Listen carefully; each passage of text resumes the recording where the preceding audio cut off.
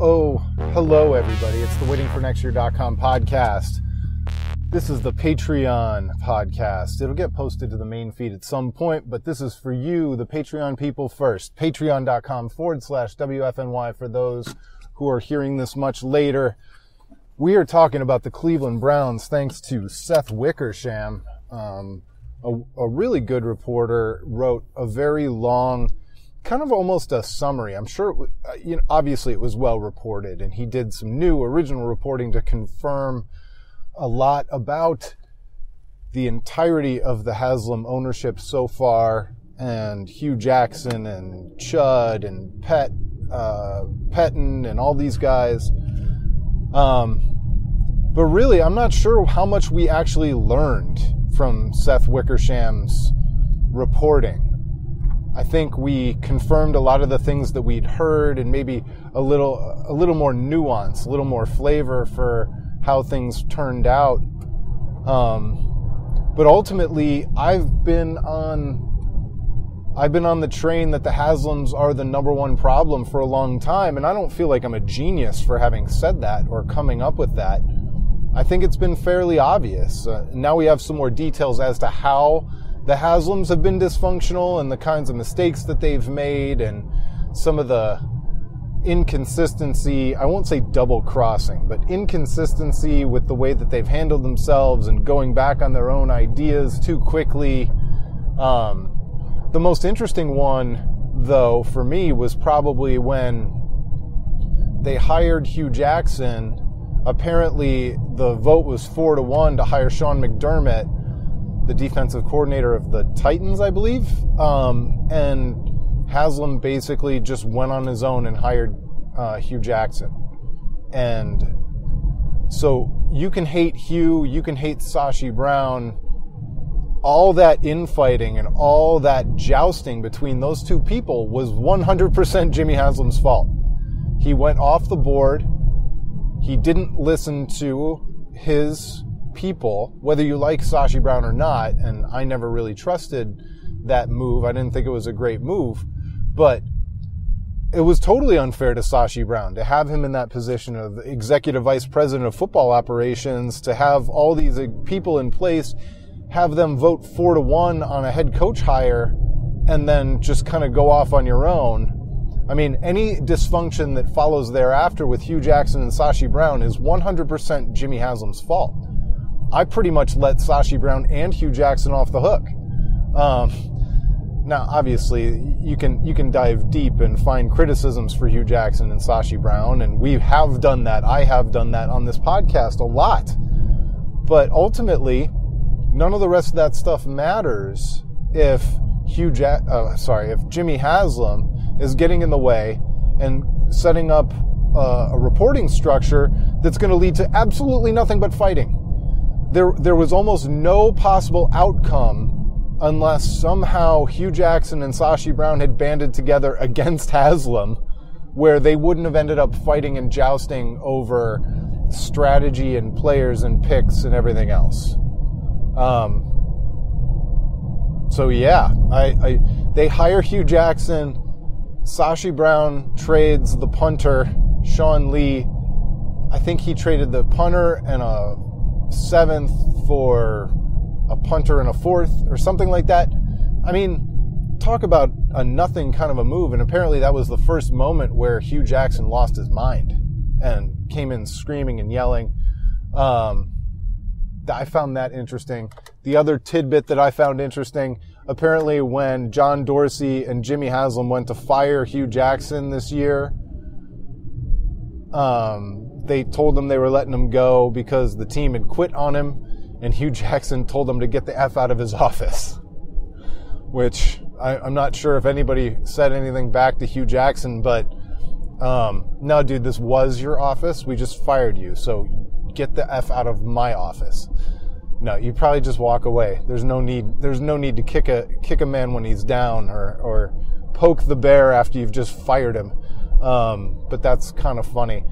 So really, what this doesn't really trash anybody other than Jimmy Haslam and his ownership, and just goes to show how awful a decision the NFL made when it approved him as an owner.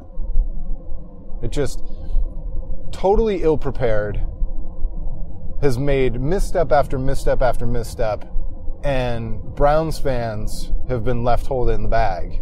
And the league, I've told you time and again from this podcast that the league bears some responsibility.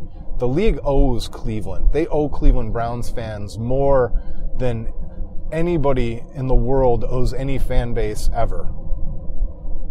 The NFL allowed the original Browns to move. The NFL allowed Randy Lerner to take over after his dad passed away. The league approved Jimmy Haslam, basically implanted him here. They picked our owner.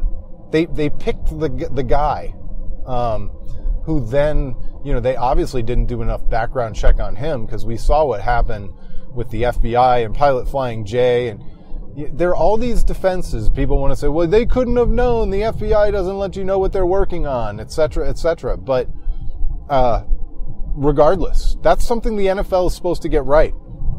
They got it dead wrong, and they never stepped in. They never stepped in, not once. Seth Wickersham's reporting shows us that they never stepped in. They just allowed Jimmy Haslam to keep figuring it out on the fly and submarining even further one of the most storied NFL franchises that is a figment of our imagination compared to what it was when we were growing up, or when I was growing up. Some of you were too young to even remember, and that's fine. But so anyway, I thought it was fascinating. And it doesn't leave me hopeless. I am hopeful. I think that John Dorsey flexing his muscles and getting the power that he wanted and getting the structure changed. You can argue that in an ideal situation, it makes more sense to have the GM and the head coach both report to the owner, but not when the owner is Jimmy Haslam. In the case of the Cleveland Browns, where the ownership group is Jimmy and Dee Haslam, it does not make sense. And the track record of Jimmy Haslam to allow the personnel people and the coaching people to fight against themselves means that it's not okay. You're better off, even if it's not the perfect scenario in an ideal situation. The Cleveland Browns aren't in an ideal situation. They're not. The Cleveland Browns with Jimmy Haslam as owner are not an ideal situation, so we are better off with John Dorsey having the head coach report to him, because at least there's a chance that they're going to be pulling in the same direction. So there are a couple things that lead you to believe that things could be different for the Browns this time. Jimmy Haslam is not one of them, except that he is not the one that the coach and the GM are reporting to. So John Dorsey is different. The fact that John Dorsey is not just a one-man crew this time. He's got Elliott Wolf and Alonzo Highsmith. He's got a front office, and now he's got the coaching staff reporting to him. And maybe, I know they kind of had that before with Mike Holmgren, but Mike Holmgren was just he turned out he was exactly as lazy as the worst detractors said in the media. So here we go. The Cleveland Browns might finally be free and headed in the right path. But one thing that we do know is the only way that they can succeed is if they defy their ownership. If they go past and defy the negative tendencies of an ownership group that has failed at every step along the way, that hasn't been able to make the right move once. Even if they hired the right person here, they had the wrong structure and they hired the wrong person there who's going to submarine them. And it's interesting. It was very interesting, not in that it had a whole bunch of revelations. It just helped to cement and confirm a lot of what I thought we already knew. And that feels it's better to know than not know. It's better to have some of it confirmed than to let everybody say, well, what if, and guess. This is yet another bit of evidence in the case that proves what we thought we knew anyway. because without evidence, your case is kind of flimsy. So that's all. I assume the rest of you read it. I'd be interested to find out what you guys all thought of it.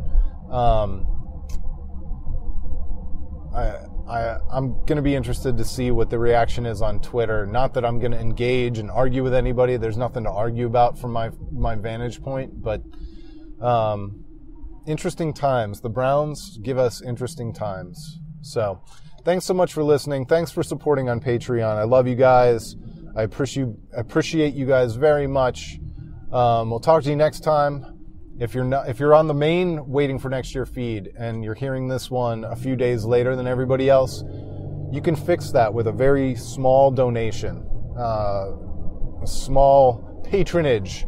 Patreon.com/WFNY, Patreon.com/WFNY. Thanks so much for listening. We'll talk to you next time.